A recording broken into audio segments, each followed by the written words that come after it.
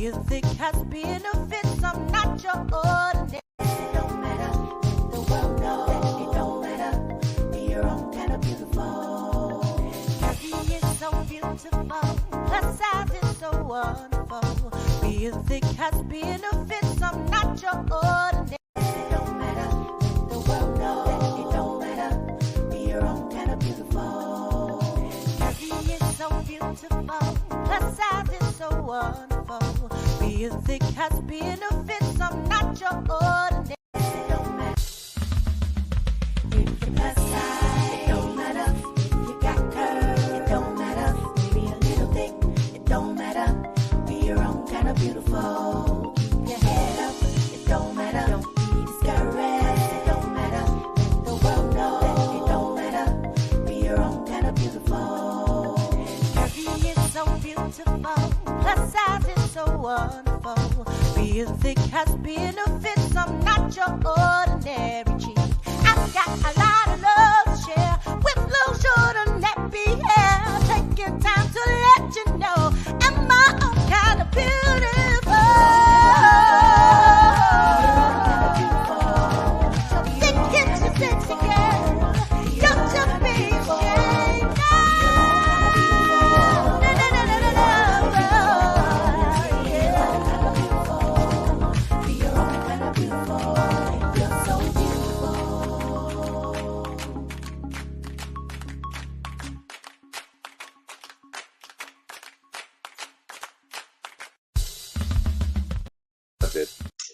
Hey everybody, happy 2013.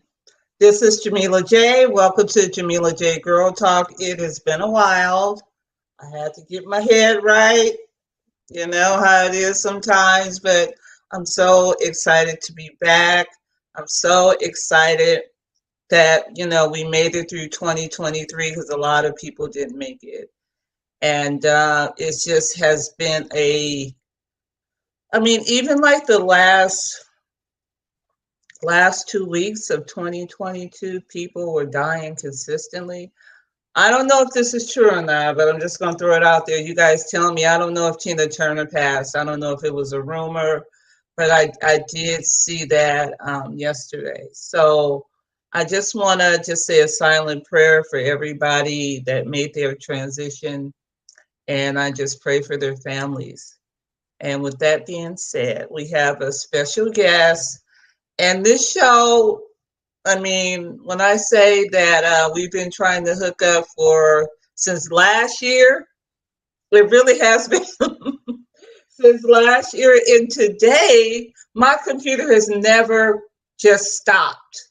So I had to reboot my computer. I turned off all my devices because it's something's gonna come of this. I know when you push through, something good is on the other side. So I cannot pronounce your name, but I want you to pronounce your name. But I'm going to tell my audience you are a radio host and you are an author. And I did listen to your radio show, and it's something that I'm interested in. We can talk about it, but yeah, it's very spiritual. Very biblical, and I'm really excited to interview you finally. Okay. So introduce yourself. Wait a minute. First say your name, then stop. Shemayah. Oh, okay. Is that your birth name? Yeah, Shemayah. That's my name. Oh, okay. Yep. Shemayah. Okay. That's a beautiful name. It means Jah has heard. Jah. Okay. Or Yahweh. Yeah, Yahweh has heard. Beautiful. Where were you born and where do you live? I was born in Trenton, New Jersey. I'm in Philly now. I'm married. Okay. With a beautiful wife, yes. Okay. And you have kids, beautiful kids? No children. Ah. We have a cat though. Oh, that's your baby. Yes, baby. Okay. I don't know where to start. I want to know, I guess, if you can tell the audience a little bit about yourself and about your books, but your books are not like everyday books. They're very mystical. They're very biblical.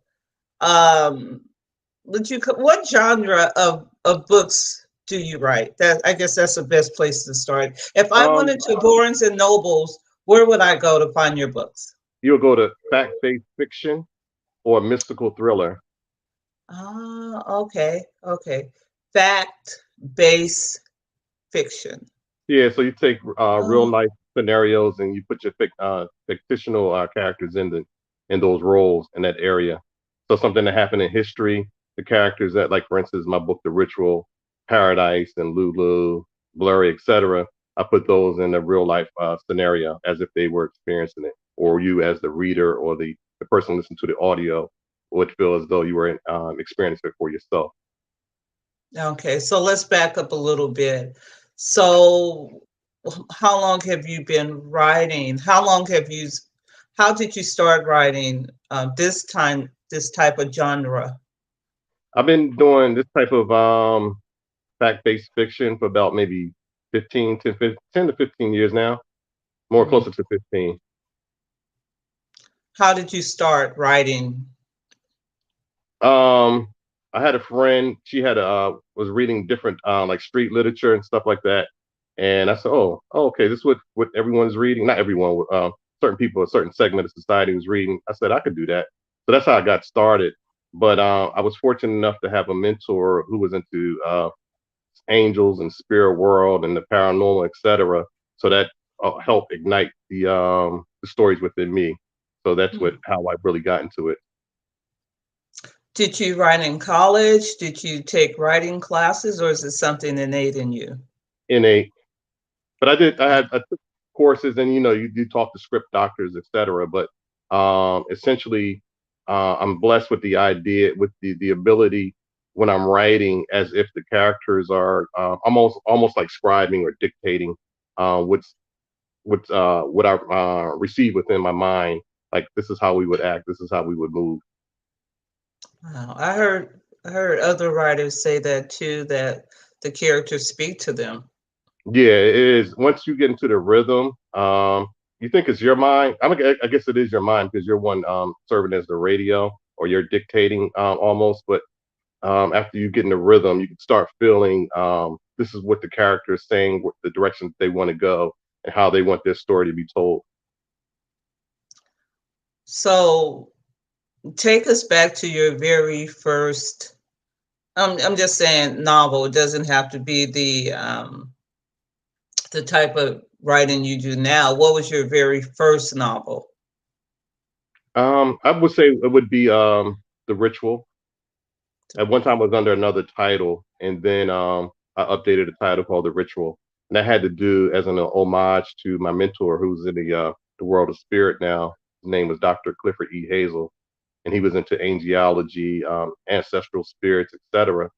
And I wanted to take the stories that I learned and sat within, and me and a few other brothers and sisters had learned from him, and I wanted to make sure that a lot of those stories didn't die. So that's how the whole idea of the ritual came about, and that's really kind of what put me on the line of this whole spiritual world, the spiritual work. I listened to your interview with, I think, Dr. Hazel. Yes, ma'am. I'm Yes. sorry, let me turn this down. I listened to the interview with Dr. Hazel, and I, wow, I was just fascinated with it. When was that interview recorded? He's been in the spirit world since 2013, so maybe around 2005, 2010. So I took different segments of. I have other audio clips, but I just didn't make them public. But that was between 2005, 2010. Okay, okay. Mhm. And so when did you write the book? I wrote The Ritual. What year was that? It had to be the first novel, maybe I think 2005, 2006, around that time. Oh, wow. Yeah, but I have other additions in continuation to that up to this date. Is it like a sequel or is it just Yeah, it's definitely. updated? Yeah, I guess we'll be coming up on number 5 now. the Order of the Bonus should be coming up pretty soon. The second one is the Apocalypse. The Soul Hunter's Prayer is number 3, and number 4 is Dream Wars and Age Reversal, all dealing with the same characters in the ritual. Wow. Can you give us a synopsis of the ritual and kind of Yeah, tell us a little bit about the characters and yeah. how they Essentially, came to life? almost definitely. The star or the protagonist is her nickname is Paradise, but her name is Isabella Rosemarie Montoya. Her grandmother, she called my mom. She's a spiritualist from New Orleans, but her mother is Nina, and she's heavy into the church. So my character Paradise is split between two worlds. Do we practice the science of our ancestors, but as they did, not necessarily how Anglo Saxons or Europeans would practice religion. So she Mhm. was torn between those two worlds, and she made a vow to her mother, who was heavy into the church, that she wouldn't do, even though she was getting lessons on doing spiritual work, she would never use them to help herself. And as time progresses, my character Paradise gets in more and more trouble where physical things can't give her any relief. So therefore, she comes to a point in her life at a crossroads where she's forced to rely on the sciences and the knowledge of our foreparents to help her get out of her situation. Wow. And it goes on from there. Almost that. Yeah. Wow. So this is a very unique type of writing, mixing the spiritual, a little biblical from the interview I listened to with Dr. Hazel. How did the whole concept come together for you? I was fairly easy. Like I said, I wanted to do once I would do a update. I want to say a correction, but an update. He also had he's got his doctorate in metaphysics, but he also was a bishop, and he had a church out of Baltimore, Maryland, called Angelic Ministries. So he wore multiple hats, and the hat that I sat under was the one with the angels, dealing with angels and dealing with ancestors. So various stories that he shared with me. He also, when he was living, he also did exorcisms, and as a result of that, I had to preserve a lot of that now. Well, I chose to preserve a lot of that knowledge. Mm. Wow. Hmm. Seeing that I listened to the interviews on your website. Do you want to give your website information? Because Sure, I'm going to reference that. sure. Yeah. Shemayah Bey. SHEMAYAH. B is in bank, E is in echo, Y is in Yankee.com. Okay. So ShemayahBey.com. it's in the interview is on your website, and I have so many questions, and I guess it ties into kind of your thesis with your books. There was so much information that he gave to you. He was a monk. Did I hear Yeah, that yeah, correctly? yeah. He studied it in he studied in a monastery. That's according to the story. For 10 years of his life, he learned sciences, the esoteric work. Esoteric means the unseen or the hidden, and exo is the stuff that you could touch, the physical world. So he learned sciences of our foreparents, and he was told to come back and bring it back to our people. You know, when he was really, you guys had a really, profound discussion. And all the while I was thinking is that this is how we survived 400 years of slavery. Yeah, And initially, I was thinking, oh, is this voodoo or is this witchcraft?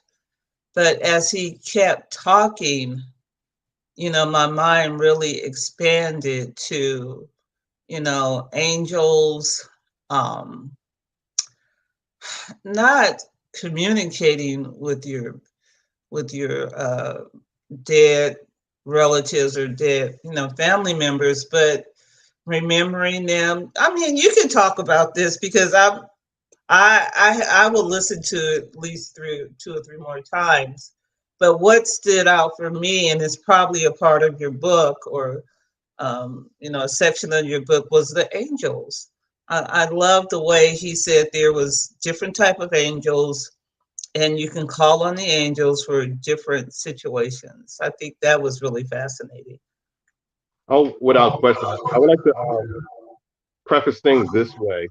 Whatever your belief system is, if you're Muslim, you're going to believe in Allah. If you're Jewish or Hebrew, you're going to believe in Yahweh. If you're Christian, you're going to believe in God. So whatever name that you subscribe to the deity, this divine masculine and feminine energy, then that's what it is. It's not to take away from anyone's religious belief, but we have to Mhm. recognize that there are more things in life than we necessarily been programmed or been told. So Yeah, when it yeah. comes to angels or it comes to dealing with one's ancestors, it's not a matter of praying to them. It's like these devices that we're talking on, they're used as tools. So like a hammer, you could use the hammer to bust somebody in the head, or you can use the hammer to drill a nail into the wall to hang up a framed picture. So it's how you use these tools. So once again, when it comes to the spiritual world, you only pray to whatever you subscribe to the deity, to that divine masculine or feminine energy. So whatever name you came in on this interview in, that's who you pray to. But but it's like a hierarchy. We're in 2023. It's highly unlikely unless you're putting your segmented in society where you can go to Biden and ask him to do something for you. So using that analogy, if you're not in the government like that, or in the cabinet, or in the Senate, or in the House, it's highly unlikely that you're going to get direct access to Biden for this demonstration here. So one school of thought is when it comes to the creator, he doesn't really care about if you have a cold or your toe aches or you got a toothache. But here there are spiritual energies and their sciences, their herbs, their healthy lifestyles of living to get the benefit from the creator that he assigns. And from the Christian perspective or background, or Islamic background, when it comes to angels, they're ministering spirits. Once again, they're assigned to do what? By the very definition, to be dispatched as messengers. So therefore, these are like UPS, like we have UPS or DHL or the regular post office. They dispatch the message between you and the creator. And as you develop and grow up, you start to see that from just because most of our not all, but we are in the United States, most of our people have a particular diet of religion that comes from Christianity.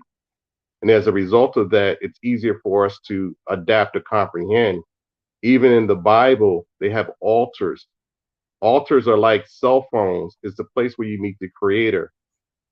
Mhm. So the incense, even in the book of Revelation, and talk about the incense smoke, the prayers of the saints are sent with the incense in the book of Revelation. These are stories to help bring back our memory on how to deal with the spiritual world. Once again, hopefully you don't pray to your cell phone, you don't pray to your laptop or your iPad. These are tools or instruments to get Mhm. things done. Now, where the issue comes in is that we all have a particular program and we have a favorite church or favorite Sunday school we went to. And 99% of us has never heard anything like that. And if we've heard something like that, the immediate thought is you're doing witchcraft, black magic, or voodoo, or some other type of dark art. Doesn't mean that it's a dark art, just something that you're unfamiliar with. And sometimes when we're presented with new information, we have a cognitive bias that says that I can't go any further. I don't want to deal with this. But we're at the stage where we need to elevate our understanding on how we need to flow in life for the benefit of ourselves, our immediate family, and our community. Talk about the angels. One thing I learned on your website, angels are dispensed on the earth every 3 hours. Yeah, So if they're windows. Yeah, they're windows of time. There's thousands and probably countless amounts of angels, but those particular ones they're speaking of, there's an angelic chart that says when they ascend and descend. Even in the Christian Bible, it mentions about the ascension and descension of angels going up and down. The story of Jacob's ladder in the Old Testament. So once again, we're dealing with angels, and another way of looking at it is like angles of light. There are other perspectives that have the angels actually have the ability to morph into human form. And some things that are not talked about, but there is a transmorphic look of in the book, I think it's Isaiah, if I'm not mistaken. I have to come back later to give you the exact verse where it says that he looked up into the heavens and seen two women with wings like storks, Stork, So we're dealing with imagery, and all angels aren't the little cherubs. For example, a seraphim, the very definition of a seraphim is a copper-headed snake. So they have these winged creatures that look like snakes, or in modern vernacular, they would say reptilian. Mhm.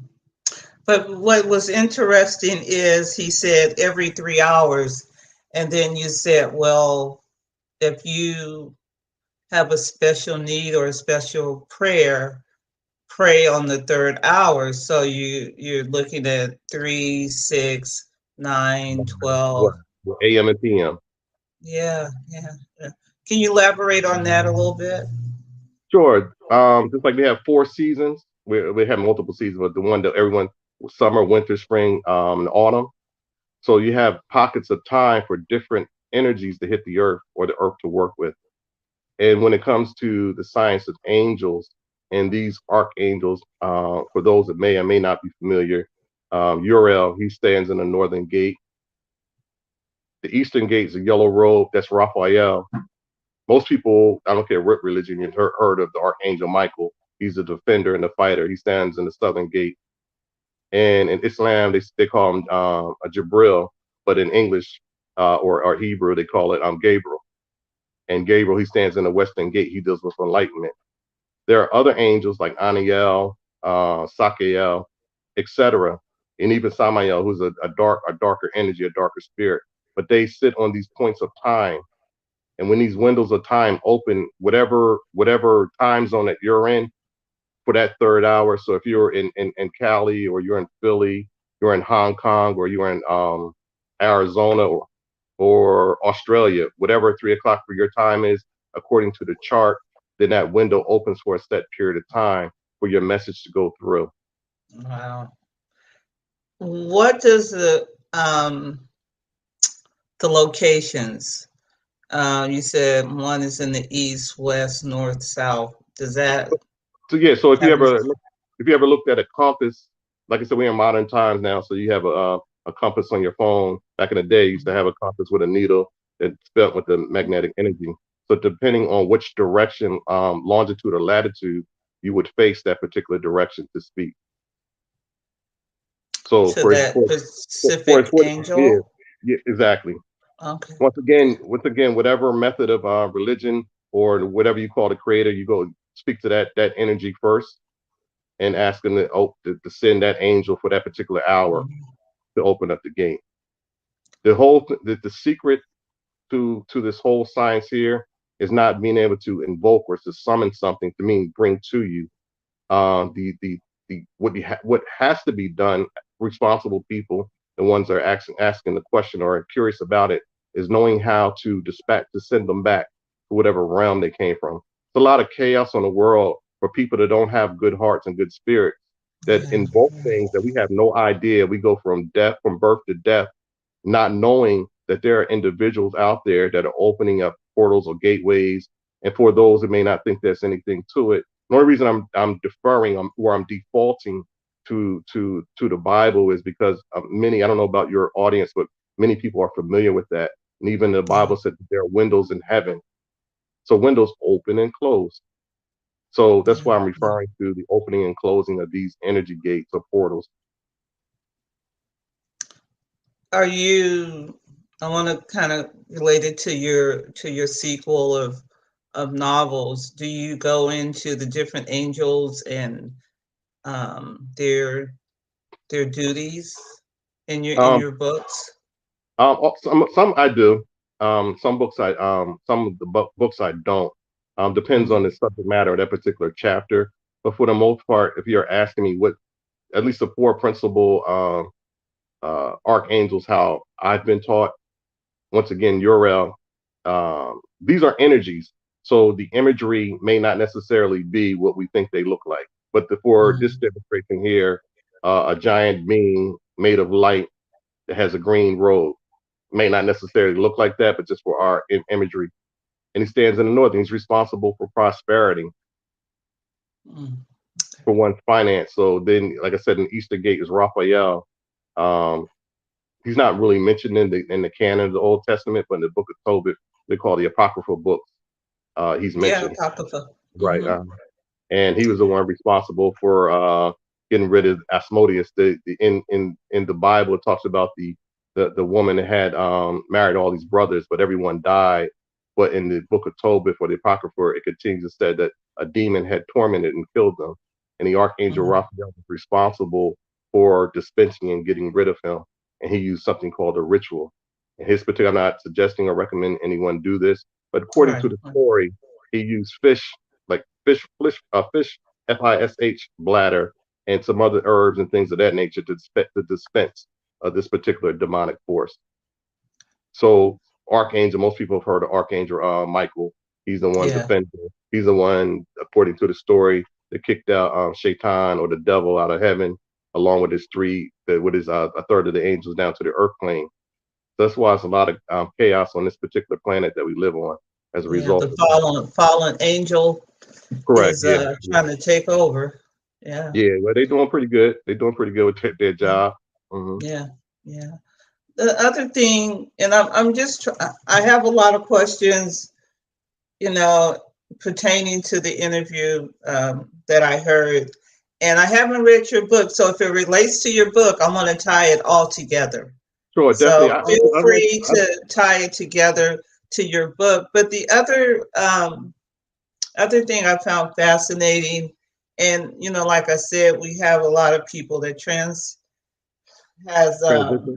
They made transition. transitioned, Mhm. you know, the last, you know, before COVID, during COVID, and now.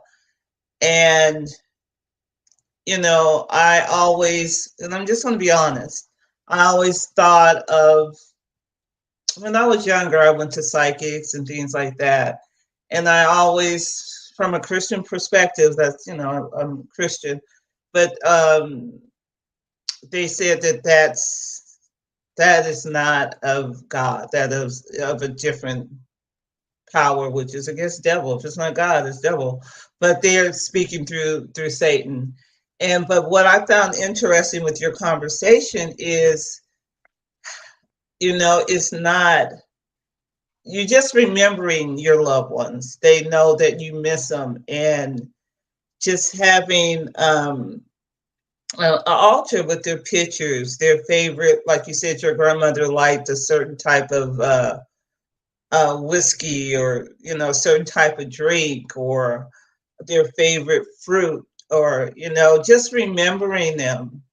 And it's not like you're trying to do a seance or communicate with them. And the other thing you guys talked about is going to the cemetery. um I just, I can't do that. So talk about that, what you guys talked about on your website. Sure. Let's do it this way. We've been programmed to think a particular way, and that programming is for us melanated people, especially, to do everything to avoid our connection with our foreparents. That's number one top priority. Therefore, even this conversation here will be seen as being bad or devilish, and that's not the point, No, and that it's isn't not. the point. The point is for us to have a more educated understanding, and education means to bring out. You've Mm-hmm. had, all of us have, you may not admit it to your the people that you go to church to, but every one of us, all your audience, has had some type of supernatural encounter that they may not necessarily share with people that they feel as though is going to ridicule them. Right, Now, right. now you have made a statement that you would never find yourself going to the graveyard or I talking to never your. have Wait, wait. after my mom was buried, but Now, now I'm I'm listening to your hear website. this. Now hear this clearly. Now we're responsible for maintaining the link with our foreparents. How do we do that? Number one is once again, you only pray to God, whatever name you call God. But if your mother, your grandmother, your auntie, or your uncle, whoever loved you in the physical world, that love does not diminish because they made transition. They may Yeah. not be in this, they're not in this house, this earth suit to travel around this 3D world, but their essence, their being, their wisdom, their enlightenment does not cease to exist. So what I mean by that, we're speaking to one another over these devices, but it's a vibration that's going through. We in the physical, 99% of us sever that link between our loved ones because of our ideology that we've been programmed and told. I'm going to give you an example because you mentioned about Christianity, that you're a Christian, you're a follower of Jesus, or Yeshua, so a follower of Jesus. Now, he made a statement, according to the story, that he said, greater things will you do than I did. But this example that I'm going to present to you has something specifically to do with ancestral spirit. And what I mean by that, it was an example, what they call the when he went up on the mountain, when the disciples went there, he went to pray. They went to the Garden of Gethsemane. The Garden of Gethsemane was a graveyard. Not only did they go to the graveyard for him to pray, he told them to keep watch, but they fell asleep. But there was a point in time where they woke and they saw two beings talking to Yeshua or Jesus, was Elijah and Moses. They've been dead for what, hundreds, if not thousands of years. But he's talking to them. And they said, let us lay stones here as honor and marker. He said, no, it's not time yet.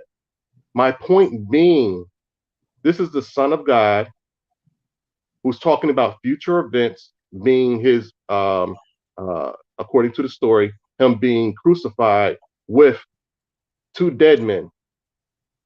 But we're told not to Mhm. communicate with our ancestors, Yeah. but we're also told we're supposed to be followers of Jesus. And Yeah. Jesus made a demonstration. And once our people begin to take some of the mental shackles that have been placed upon us, we'll be able to function a lot better Yeah. in the Americas, if not within the world. But once again, you have to be mindful who we share this information with because fear of ridicule. Yeah. Yeah. I really like my church family. I don't want to be kicked out. So you definitely got to be wise in who you have these conversations with. But But my point, oh, go ahead. my point being is that just because we choose not to communicate, associate with them, does not mean that they're not there. An example, there are other communities that communicate with their ancestral relatives. If you look at some Asian communities, they go to the graveyard. They not only burn incense, they put rice on the grave. They have ceremonies. I'm not saying to do that. I'm just saying that there are other communities that everyone has good and bad going on with them. But those that honor the traditions of their relatives or their loved ones tend to do a lot better. Not saying not going to ever have any problems on this earth, but you tend to deal with them a lot better, and things tend to move. For example, even in the Orthodox community of Judaism, they have up in upstate New York, they have like Ohel, he's the rabbi. They have a whole particular community. They go and write petitions and put them inside the crypt, so to speak. They have something called happy visiting. So our community seems the one that really sticks to we're not allowed to honor that spookism, that's demonology, it's the devil work. But when your grandma was alive, she wasn't no devil. But now that she's in another state of being, now that becomes devil worship. Yeah. Make sense of that? And I think it goes, and I mean, when I was listening to your website, the conversation, and I just kept thinking of this is how slaves survived, 400 years. I just kept thinking, and I think some of that philosophy came from, um, the slave master. The ghost and the Ku Klux Klan, and um, it's so ingrained in us, trying to be, followers of God, and making sure that everything we do is pleasing to God. But but thank you for explaining that. Um, I did have another point. You talked about, I call it Paralysis or the witch's bridle. sleep paralysis. That's what the My medical term. daughter, That's the medical term, right? Or the mhm. psychiatric term. Yeah, well, I was gonna tell you, I used to have it too. I would not be able to wake up. I could hear, oh, I used to hate it. I could hear everything that was going on, but I could not pull myself out of that sleep. And then I just start calling Jesus, Jesus, help me, right? I I can't remember having anything weighed on me. Maybe I have. I can't remember right now. But my daughter, she used to always have sleep paralysis, and if she was like not what woke up about a certain time, I would just come and shake her up, wake her up. But I found by calling on the name of Jesus, would take me out of that state. And you guys were having a conversation about, demons, um, having sex with women and things like that during your sleep. But if you go, and a lot in your Dr. Hazel, he said a lot of churches won't touch it, and he's absolutely right. But I've been following. I think you'll like him too. Pastor Stephen Darby. Okay. He he goes into all of that, and where you just think you're crazy, or it's like, why is you can feel something heavy on you and you can't pull yourself up or wake up. That's real. Can you talk about that a little bit? Sure. Definitely, I could talk about that. As we know that we're not the only species that exist in the universe. There are seen forces and unseen forces. When you're going through sleep paralysis, it could be a definite few things. The ancient people called it, using uh, Anglo-Saxon words or Greek words, the incubus and succubus. These are demonic energies that Mhm. suck the life force out of human beings. There are times that, when we sleep, we just plain on astral travel, meaning that our spiritual, your frame that you're in, there's a spiritual component to that, or your light body that leaves and wanders around when where our physical body is resting. And as a result of that, sometimes we just generally, we feel that weight. We're in between realities, the physical realm and the spiritual realm. But for those that are suffering from attacks, um, they find themselves with scratch marks on their body, know that they're the only one in the house, no one sleeping next to them, then they know that there's more, you can't share it. Like you said, the church doesn't want to touch it.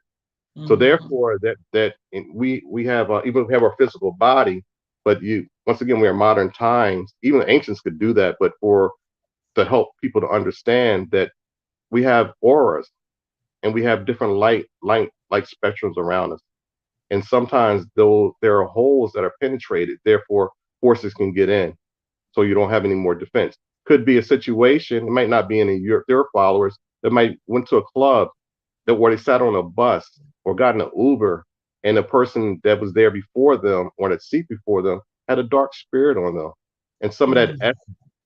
has got a hold of you. So depending on the situation, at the very least, a person that's suffering from sleep paralysis, or what they call the witch's riding, the very least they should take a divine bath.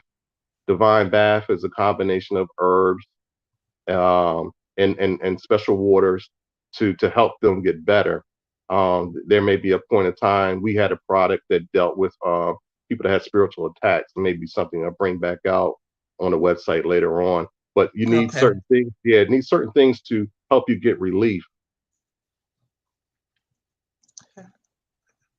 Yeah, Great. yeah, yeah. This was something that we taught at my wife and I taught at Temple University, and as a result of we was under the Pan African Studies program in Mhm. Philadelphia, and we taught a lot of this science and information. A lot of people have had a lot of relief.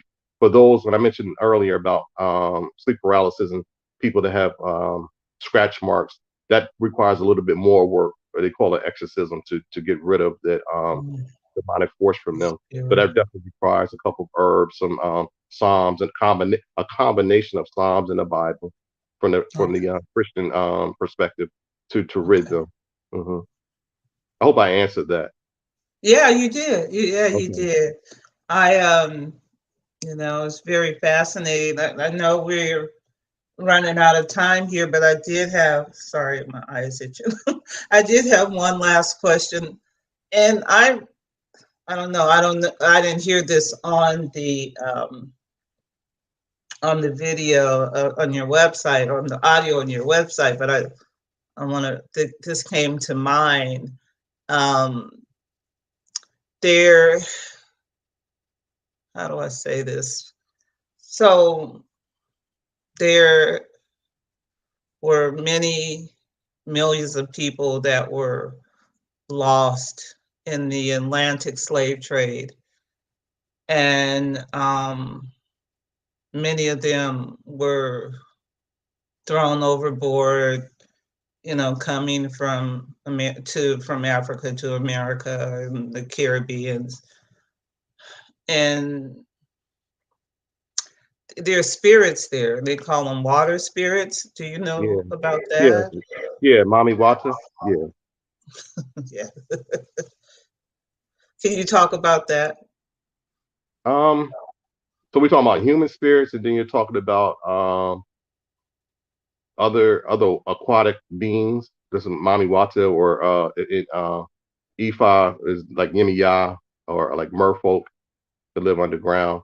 One thing I did want to clarify before I go any further with that, for those that may be confused about what's being transpired and taking place when it comes to the the pressure or spirit, there's a scripture in the New Testament, the book of Ephesians, chapter 6, where it says, "We wrestle not against flesh and blood, but against principalities, against forces of darkness, etc., etc."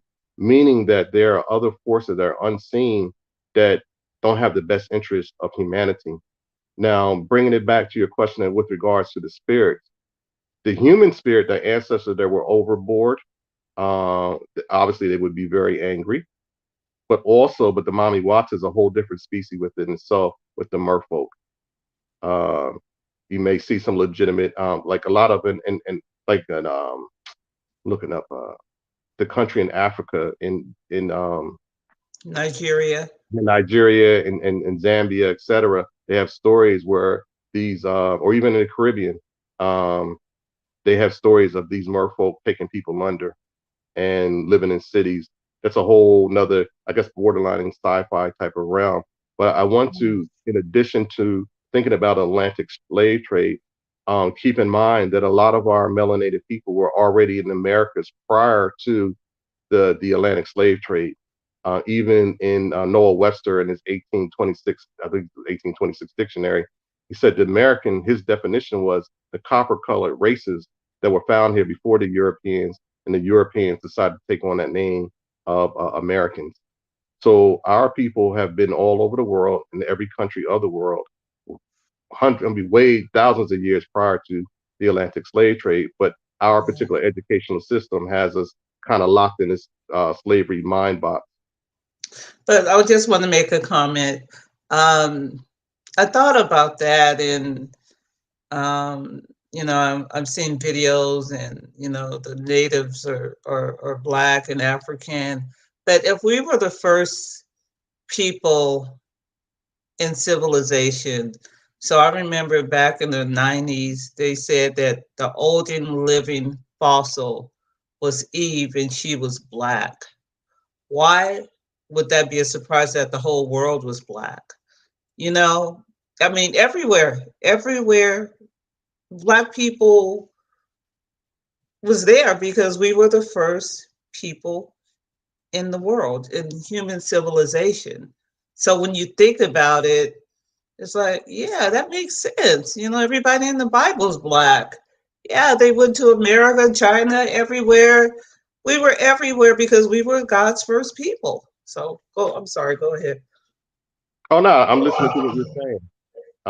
I think once again we're at a disadvantage because the time frame that we're in, uh, we've been educated by individuals that served as our enemies, and by your demonstration by the 400 years, and as a result of that, we have a particular mindset. It's like my mentor, he always shares with me. He always says, until we start seeing things through our own eyes, meaning our ancestral lineage, then we can see things clearly. But as long as that we rely on a particular education system that's not in our best interest, therefore we're going to be locked into a particular mind frame that does not serve us. We So were we were educated by our enemies. correct. And as long as we maintain that ideology, it would be very challenging. It would be very difficult for us to get out that box. Yeah, I think it's happening slowly. But go ahead and talk about the ancestors and the mommy waters if you can, have time to do that. Well, well, ancestors, they exist. Now it's a matter of what do we do with that information? Do we communicate with them? Now, every spirit is not a good spirit. You got family members that's on the earth plane that I wouldn't go out with. You know what I mean? Or you wouldn't Yeah. go out with. So you have to be discriminate in who you decide to communicate with. Um, Exactly. and so the same with not to say for this conversation here, me personally, I have not witnessed a water spirit, meaning like a merfolk. But through my research, I know that they do exist. I'll put it that way. Hmm. Hmm. Conversation. So we're talking about different species, even in even though that, once again I'm talking about stories.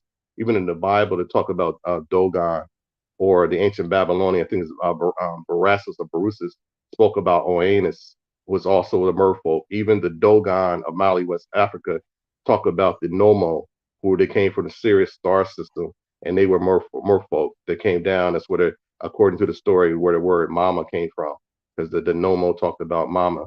Um, Coming from the waters into the land to teach the people about the star system. So there are different creatures and different species that exist on this particular planet called Earth, as well as out in the other planetary bodies and galaxies. Are you addressing that in any of your novels? Do you Yeah, talk most about definitely. any of those spirits? I Okay. do. I do. Okay, it's fascinating. Yeah. And see, And you want to talk about, go ahead. Sorry. no, I was just saying the whole point of the book, the Ritual series, once again is dealing with Paradise, who's stuck between worlds. Her grandmother teaches about Lemuria, Atlantis, etc., and our ancestors in the spiritual work for colloquialism, the magic or the science of our people. But on the other hand, her mother um, doesn't want her to have anything to do with that. So my character Paradise is between two worlds, and how do I function by pleasing my mother's perspective and really her grandmother wanting her to have this knowledge to pass it down. Do you want to talk about your radio show if you Um, still I, have it? I have, and I'm going to bring it back out because I really like conversations like this and Me other learning too. people such as yourself to go back and forth with. So that's Yeah. something that yeah, I used to actually. Matter of fact, as you read in the bio, Richard Whiten, he's in that spirit world as well. He's a master astrologer, and he's the one that introduced me to the science of astrology and how to Mhm. use that knowledge to our benefit. Um, yeah, yeah, it's a yeah to to uh to use the stars. Basically, even with these cell phones here that we're working with, they use stars. Even when they do the weather, They use the stars to say if Uranus, which deals with disruption, is affecting, but communicating in a particular way to another planet could affect the weather patterns of how weather is determined based upon the astrological or the planetary configuration to one another. So it's a science. Once again, I know that's something that once again that we're been programmed to stay away from. Hmm. It's you know essentially how to read God's plan in the heavens for us. The name of your radio show is what? Right now, I'm going to come back out with the Shemayah Bey show, but at the time was called Mind to Mind. Is that how can they once you get it Right, back going? How can yeah, they right now they connect go with right, it? yeah, they can go right to shemayahbey.com. Okay, okay. SHEMAYBE. There Yeah. was a there was a radio show. God, I thought about it, but I forgot. It reminded me of your show. It talked about the supernatural, the paranormal. God, what was it? It used to come on about 12 midnight. You talking about I'm in coast to coast? California. Say it again? You talking about coast to coast? Yes. Hmm. Yeah, yeah. I used to listen to that. I don't know what happened to it, but it reminded me of your show. Okay, okay. Yeah, yeah, yeah, yeah. So I know that, this is your Sunday and, we got a late start, but, it was well worth the wait. I always would like to give you the last word. Anything you would like to talk about that I didn't ask you about, or anything you would like to share? No, I just thank you for the opportunity to speak with you and dialogue with you, and I'm open for any more questions or comments that you may have. Okay. Once again, my information and my books can be found at shemayahbey.com. Okay. And your website, not your website, but your email is contact at, Oh, shemayahbey.com. Yeah, okay. contact. Yeah, so you can Yeah, email if me. anybody has any additional questions or comments, I think this was a fascinating conversation. We've been trying to do it since last year. We finally got it done, and Yeah, it probably got it was done. it was worth the wait and the technical difficulties to connect with you. I just want to you're a wealth of information, and I would love to have you back again. If you have a new book or a new project or anything else you would like to share with us, definitely I would love to speak to you again. And I like to just ask God to bless you and to Thank keep you. you safe, you and your wife, your family in 2023, and just bless everything that you do. Thank you. I desire the same for you as well. And thank you for the opportunity. Thank you. You're All right. welcome. All right. And what we usually do is before we go, we always say peace. So I'm gonna count Mm, to three. I'm I'm gonna count to three and we're gonna peace out, okay? You ready? I'm Okay. ready. 1, 2, 3. Peace. Peace. Thank you. Happy New Year, everybody. Okay, we're out of here. Let's see. Let me turn it off.